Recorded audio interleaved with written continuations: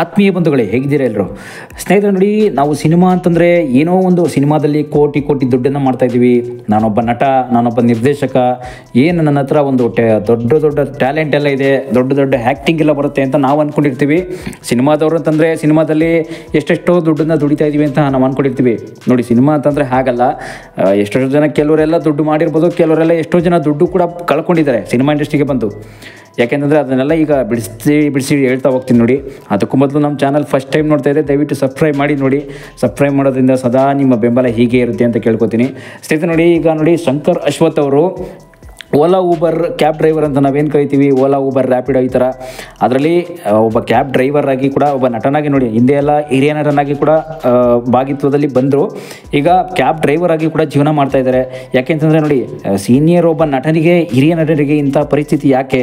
ಹಾಗಾದರೆ ಸಿನಿಮಾಗಳಲ್ಲಿ ಅವಕಾಶಗಳೇ ಸಿಗ್ತಾ ಇಲ್ವಾ?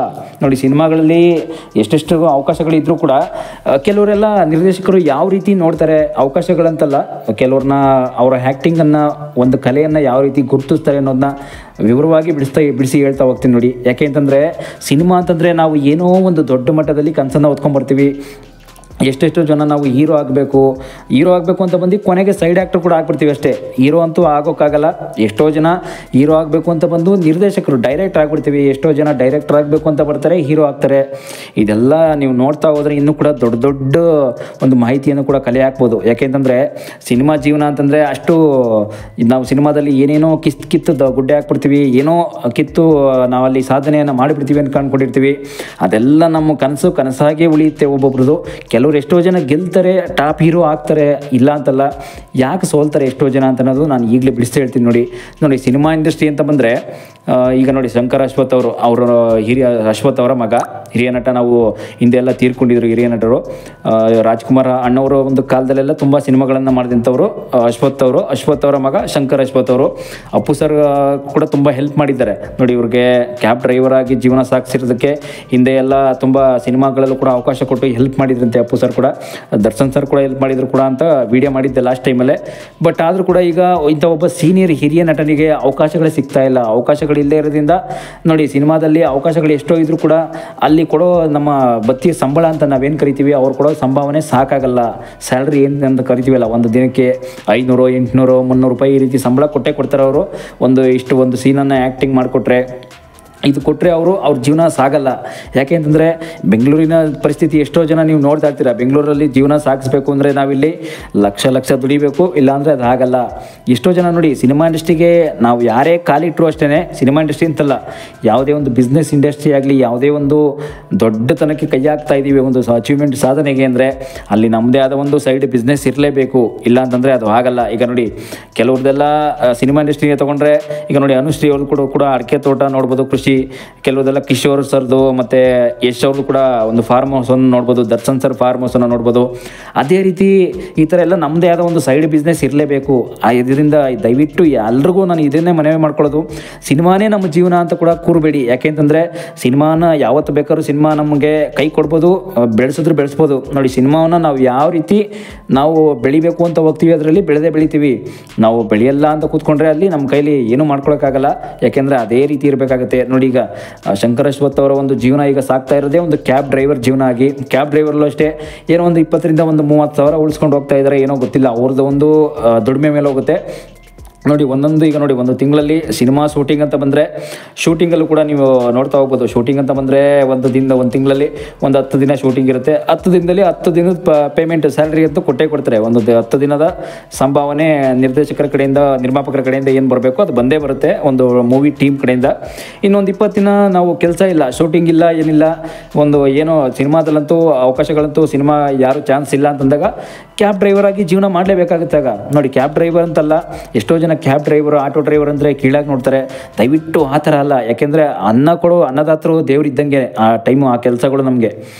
ಯಾಕೆಂತಂದರೆ ನೋಡಿ, ಒಂದು ಏನೋ ನಾವು ಅಚೀವ್ಮೆಂಟ್ ಸಾಧನೆಯನ್ನು ಮಾಡಿಕೊಟ್ಟಿದ್ದೀವಿ, ಅದು ಮಾಡಬೇಕು ಅಂದರೆ ನಮ್ಮ ಹತ್ರನೂ ಅಷ್ಟು ದುಡ್ಡು ಇರಬೇಕು. ದುಡ್ಡಿಲ್ಲ ಅಂತಂದರೆ ಕೂಡ ನಾವು ಕಾಲಿಟ್ಟು ಅಂದರೆ ನಾವಿರೋ ದುಡ್ಡನ್ನು ಕೂಡ ಕಳ್ಕೊತೀವಿ. ನೋಡಿ, ಸಿನಿಮಾದಲ್ಲಂತಲ್ಲ, ಎಲ್ಲ ಥರದ ಒಂದು ಬಿಸ್ನೆಸ್ಸಲ್ಲೂ ಅಷ್ಟೇ, ನಮ್ಮ ಹತ್ರ ದುಡ್ಡಿಲ್ಲ ಅಂತಂದರೆ ನಾವಿರೋ ದುಡ್ಡನ್ನು ಕಳ್ಕೊಳ್ಳೋದಂತೂ ಗ್ಯಾರಂಟಿ.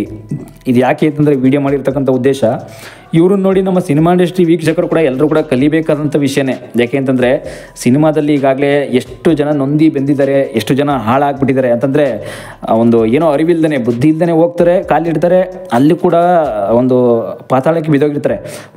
ಎಷ್ಟೋ ಜನ ನಿರ್ಮಾಪಕರಂತೂ ದುಡಿಮೆಯನ್ನು ಕಳ್ಕೊಂಡ್ಬಿಟ್ಟಿದ್ದಾರೆ, ದುಡ್ಡನ್ನು ಕಳ್ಕೊಂಡು ಎಷ್ಟೋ ಜನ ಕೆಲವರು ಅವಕಾಶಗಳು ಮಾತ್ರ ಅಲ್ಲ, ಒಂದು ಕಾಲು ಏಟ್ ಮಾಡಿಕೊಂಡು ಒಂದು ಏನೋ ಆರೋಗ್ಯನೂ ಸರಿ ಇಲ್ಲದೆ ಹದಗೆಟ್ಟೋಗಿರ್ತಾರೆ. ಅದೆಲ್ಲ ನಾವು ನೋಡ್ಬೋದು. ಸಿನಿಮಾ ಇಂಡಸ್ಟ್ರಿಯಲ್ಲಿ ಏನೇನೋ ನಾವು ದೊಡ್ಡ ಸಾಧನೆಯನ್ನು ಮಾಡ್ತೀವಿ ಅಂತ ಹೋದರೆ ಅದೆಲ್ಲ ಒಂದು ಕನಸಾಗಿ ಉಳಿಯುತ್ತೆ. ಎಷ್ಟೋ ಜನಕ್ಕೆ ನನಸಾಗ್ಬೋದು, ಅದೆಲ್ಲ ಎಲ್ಲರೂ ಕೂಡ ಅವರವರ ಒಂದು ಹಣೆ ಬರ ಅಂತ ನೀವೇನು ಅನ್ಕೋತಿರೋ ಅದೇ ಇರ್ಬೋದು. ಯಾಕೆ ಅಂತಂದರೆ ಎಷ್ಟೋ ಜನ ನಾವು ಅವಕಾಶಗಳು ಸಿಕ್ಕಿದಾಗ ಮಿಸ್ ಮಾಡ್ಕೋತೀವಿ, ಅವಕಾಶಗಳು ಸಿಕ್ಕಿದಾಗ ಹೋಗಲ್ಲ, ಸಿಗದೇ ಇದ್ದಾಗಂತೂ ಈ ರೀತಿ ಮಿಸ್ ಮಾಡ್ಕೊಂಡಾಗ ಈ ಜೀವನನೇ ಬಾಳ್ಬೇಕಾಗುತ್ತೆ. ನೋಡಿ, ಎಲ್ಲಿ ನಮ್ಗೆ ಅವಕಾಶ ಸಿಗುತ್ತೆ ಅವು ಹೋಗ್ಬಿಡ್ಬೇಕಷ್ಟೇ. ಸಿನಿಮಾ ಇಂಡಸ್ಟ್ರಿ ಜೀವನ ಹೇಗಿದೆ ಅಂತಂದರೆ ಸಿನಿಮಾದಲ್ಲಿ ಒಂದು ಸಣ್ಣ ಪುಟ್ಟ ಪಾತ್ರ ಕೊಡ್ತಾವ್ರ, ಒಂದು ಯಾವುದೇ ಪಾತ್ರ ಕೊಟ್ಟರು ಮಾಡೋಕ್ಕೆ ರೆಡಿ ಇರಬೇಕು. ಒಬ್ಬ ನಿರ್ದೇಶಕನ ಹತ್ರ ಯಾವುದೇ ಚಾಲೆಂಜ್ ತೊಗೋಬಾರ್ದು, ಇಂಥ ಪಾತ್ರ ಕೊಟ್ಟರೆ ನಾನು ಆರಾಮಾಗಿ ಮಾಡ್ತೀನಿ, ಒಂದು ಸಂತೋಷದಿಂದ ಮಾಡ್ತೀನಿ ಅಂತ ಇದ್ದರೆ ನಿಮ್ಗೆ ಇನ್ನೂ ಹೆಚ್ಚು ಅವಕಾಶಗಳು ಸಿಗುತ್ತೆ. ನೋಡಿ, ಈ ರೀತಿ ಪಾತ್ರಗಳನ್ನೆಲ್ಲ ಒಂದು ರಿಜೆಕ್ಟ್ ಮಾಡೋದೇ ಆಗಲಿ, ಕೆಲವರು ನೋಡಿ ಅಲ್ಲಿರ್ತಕ್ಕಂಥ ಒಬ್ಬರು ಸೈಡ್ ಆ್ಯಕ್ಟರ್ಗಳ ಕಾಂಪಿಟೇಷನ್ ನಾವು ನೋಡೋದ್ರಿಂದ ಎಷ್ಟೋ ಜನ ಅವ್ರಿಗಿಂತ ನಾವು ಚೆನ್ನಾಗಿ ನಟನೆಯನ್ನು ಮಾಡಬೇಕಾಗುತ್ತೆ ಆ ಟೈಮಲ್ಲಿ. ನೋಡು, ನಟನೆ ಅಂತಕ್ಕಂಥದ್ದು ಅಷ್ಟು ಈಸಿ ಅಲ್ಲ, ಎಲ್ಲರೂ ಕೂಡ ನಟನೆಯನ್ನು ಮಾಡೋಕ್ಕಾಗಲ್ಲ. ನಟನೆ ಆ್ಯಕ್ಟಿಂಗ್ ಅಂತ ನಾವೇನು ಕರಿತೀವಿ ಅದು ಎಲ್ಲರೂ ಬಾಳಲ್ಲಿ ಬರಲ್ಲ. ಎಷ್ಟೋ ಜನ ಅಂದ್ಕೊಂಡಿರ್ತೀವಿ ನಾವು ಒಬ್ಬ ನಟರಾಗಿ ಈ ರೀತಿ ನಾವೇನೋ ಒಂದು ದೊಡ್ಡ ಶ್ರೀಮಂತರಾಗಿ ಕೋಟಿ ದುಡಿದಿದ್ದೀವಿ ಅಂತ ನಮ್ಮ ಸಾಮಾನ್ಯ ಜನರಂತೂ ಥಿಂಕ್ ಮಾಡೋದಂತೂ ಇದೇ ರೀತಿ. ಬಟ್ ಆ ರೀತಿ ಅಂತೂ ಒಬ್ಬ ಹಿರಿಯ ನಟರ ಇವರಂತಲ್ಲ, ಎಲ್ಲರೂ ಅಷ್ಟೇ ಆಲ್ಮೋಸ್ಟು ಅವ್ರಿಗೆ ಸ್ವಂತಕ್ಕಾಗುವಷ್ಟು ಒಂದು ದುಡಿಮೆಗಾಗುವಷ್ಟು ದುಡ್ಕೊಂಡಿರ್ತಾರೆ ಅಷ್ಟೇ. ಅದ್ರ ಮೇಲೆ ಅವರಂತ ನಟರಲ್ಲಿ ಒಂದು ಸಾಧನೆ ಅನ್ನೋ ಒಂದು ಮೈಂಡ್ ಇರುತ್ತೆ ಹೊರತು ಅಲ್ಲಿ ರಾಜಕೀಯ ವ್ಯಕ್ತಿಗಳ ಥರ ಕೋಟಿ ದುಡ್ಡು ಮಾಡಿಕೊಂಡು ಬಾಚಿಕೊಂಡು ಆ ರೀತಿ ಎಲ್ಲ ಇರಲ್ಲ. ನೋಡಿ, ಸಿನಿಮಾ ಇಂಡಸ್ಟ್ರಿ ಅಂದರೆ ದಯವಿಟ್ಟು ನಮ್ಮ ಪಾಲನೆಯನ್ನು ದಯವಿಟ್ಟು ಪಾಲಿಸಿ. ಯಾಕೆ ಅಂತಂದರೆ ಸಿನಿಮಾ ಇಂಡಸ್ಟ್ರಿಗೆ ಕಾಲಿಡಬೇಕಾದ್ರೆ ನೋಡ್ಕೊಂಡಿಡಿ. ಯಾಕೆಂತಂದರೆ ಕೆಲವರೆಲ್ಲ ಗೊತ್ತಿಲ್ಲದೇ ಇಡ್ತಾರೆ, ಒಂದು ಏನೋ ನಮ್ಗೆ ಐಡಿಯಾನೇ ಇರಲ್ಲ ಸಿನಿಮಾ ಇಂಡಸ್ಟ್ರಿ ಐಡಿಯಾ ಬಗ್ಗೆ. ಏನೋ ನಮ್ಮ ಸಂಬಂಧಿಕರು ಯಾರೋ ಇದ್ದಾರೆ, ಏನೋ ನಮ್ಮ ರಿಲೇಷನ್ಸು ಈ ರೀತಿ ರೆಫರ್ ಮಾಡ್ತಾ ಇದ್ದಾರೆ ಸಿನಿಮಾ ಇಂಡಸ್ಟ್ರಿ ಬಗ್ಗೆ. ಏನೋ ಒಂದು ಸಿನಿಮಾ ಇಂಡಸ್ಟ್ರಿಯಲ್ಲಿ ನನಗೊಂದು ಅವಕಾಶ ಕೊಡ್ತಾ ಇದ್ದಾರೆ ಅಂತ ಹೋಗ್ಬಿಡ್ತೀವಿ, ಕೊನೆಗೆ ಪಾತಾಳಕ್ಕೆ ಬೀಳೋದಂತೂ ಗ್ಯಾರಂಟಿ. ಇದೆಲ್ಲ ನೀವು ನೋಡ್ತಾ ಇರ್ತೀರಾ. ಇವ್ರು ಮಾತ್ರ ಅಲ್ಲ, ಈಗ ನೋಡಿ ಕ್ಯಾಬ್ ಡ್ರೈವರ್ ಜೀವನ ಅಂತಂದ್ರೂ ಕೂಡ ಅಲ್ಲೂ ಕೂಡ ಕಾಂಪಿಟೇಷನ್ನೇ. ಎಷ್ಟೋ ಜನಕ್ಕೆ ಕ್ಯಾಬ್ ಡ್ರೈವರು, ಆಟೋ ಡ್ರೈವರ್ ಕೂಡ ನಾವು ನೋಡ್ತಾ ಇರ್ತೀವಿ. ಒಂದು ಕಾರನ್ನು ಚಲನೆ ಮಾಡಿಕೊಂಡು ಅಲ್ಲೂ ಕೂಡ ಏನಷ್ಟು ಅಂತಂದರೆ ಸುಮ್ಮನೆ ಅದು ಕೂಡ ಏನು ಸಡನ್ಲಿ ನಮಗೆಲ್ಲ ಆರ್ಡ್ರ್ ಬಂದುಬಿಡಲ್ಲ, ಅಲ್ಲೂ ಕೂಡ ಕಾಂಪಿಟೇಷನ್ ಇರುತ್ತೆ. ಅವರಲ್ಲೂ ಕ್ಯಾಬ್ ಡ್ರೈವರಲ್ಲೂ ಇಂತಿಂಥ ಏರಿಯಾದಲ್ಲಿ ಈ ಏರಿಯಾಗೆ ಹೋಗಬೇಕು, ಆ ಏರಿಯಾಗೆ ಹೋಗಬೇಕು ಅಂತೆಲ್ಲ ಅದು ಕೂಡ ಆ್ಯಪ್ಗಳ ಮೂಲಕ, ಓಲಾ ಊಬರ್ ಆ್ಯಪ್ಗಳ ಮೂಲಕ ರೂಲ್ಸ್ ಇದ್ದೇ ಇರುತ್ತೆ.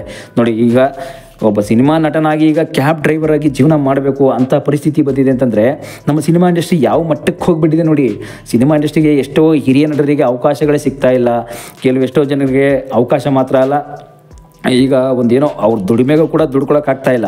ನೋಡಿ, ಸಿನಿಮಾನೇ ನಂಬ್ಕೊಂಡು ಕೂತಿರೋರ್ಗೆ ಮಾತ್ರ ಈ ವಿಡಿಯೋ ಮಾಡಿರ್ತಕ್ಕಂಥದ್ದು. ಸಿನಿಮಾ ಇಂಡಸ್ಟ್ರಿಯನ್ನು ದಯವಿಟ್ಟು ಅದನ್ನು ಒಂದನ್ನೇ ಸಾಧನೆಯನ್ನು ಮಾಡಿ. ಸಿನಿಮಾ ಇಂಡಸ್ಟ್ರಿಯಲ್ಲಿ ಇಲ್ಲ ಅಂತ ನಾನು ಹೇಳಲ್ಲ, ಅದನ್ನೇ ನಂಬ್ಕೊಂಡು ಕೂತ್ಕೋಬೇಡಿ. ಯಾರೇ ಆಗಲಿ ದಯವಿಟ್ಟು ಸಿನಿಮಾ ಇಂಡಸ್ಟ್ರಿನ ಮಾಡ್ತಾಯಿರಿ, ಏನೋ ಒಂದು ಸಾಧನೆಯನ್ನು ಮಾಡ್ತಾಯಿದ್ರಿ, ದೊಡ್ಡ ಹೆಜ್ಜೆ ಮೈಲಿಗಲ್ಲಿ ಹಾಕಿದ್ದೀರಾ ಅಂತ ಹೇಳ್ಬೋದು.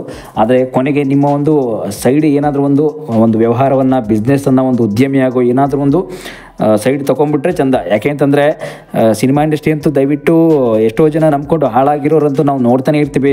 ಎಷ್ಟೋ ಜನ ಅವಕಾಶಗಳಿಲ್ದರೆ ಅವ್ರ ಸ್ವಂತ ಊರ ಕಡೆ ಬಂದುಬಿಟ್ಟಿದ್ದಾರೆ. ಎಷ್ಟೋ ಜನ 1-2 ಸಿನಿಮಾ ಮಾಡ್ತಾರೆ. ಇನ್ನು ಹೀರೋಗಳನ್ನೇ ತೊಗೊಳ್ಳಿ, ಯಾರಾದರೂ ಟಾಪ್ ಹೀರೋ ಆಗೋರಂತೂ ಅಷ್ಟು ಈಸಿ ಅಲ್ಲ. 1-2 ಸಿನಿಮಾ ಮಾಡ್ತಾರೆ, ಅವ್ರ ಊರ ಕಡೆ ಬರ್ತಾ ಇರ್ತಾರೆ.